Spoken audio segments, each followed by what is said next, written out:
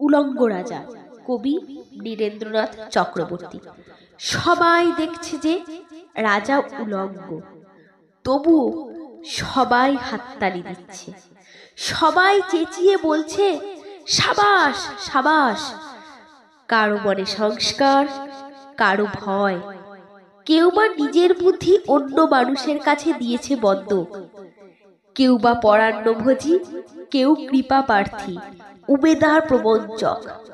কেউ ভাবছে রাজবস্ত্র সত্যি অতীব সূক্ষ্ম, চোখে পড়ছে না যদিও, তবু আছে, অন্তত থাকাটা কিছু অসম্ভব নয়।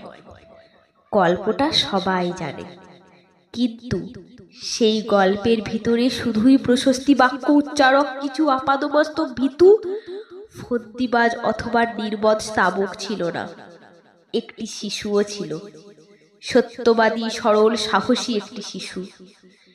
নেমেছে গল্পের রাজা বাস্তবে প্রকাশ্য রাস্তায়, আবার হাততালি উঠছে মুহুর্মুহু, জমে উঠেছে স্তাবক বৃন্দের ভিড়।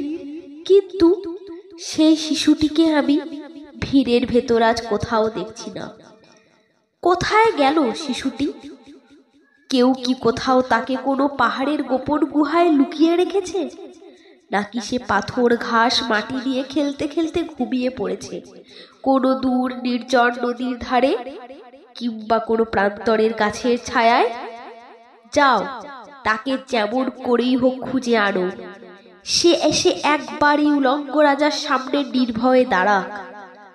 সে এসে একবার এই হাততালির ঊর্ধ্বে গলা তুলে জিজ্ঞাসা করুক, রাজা তোর কাপড় কোথায়?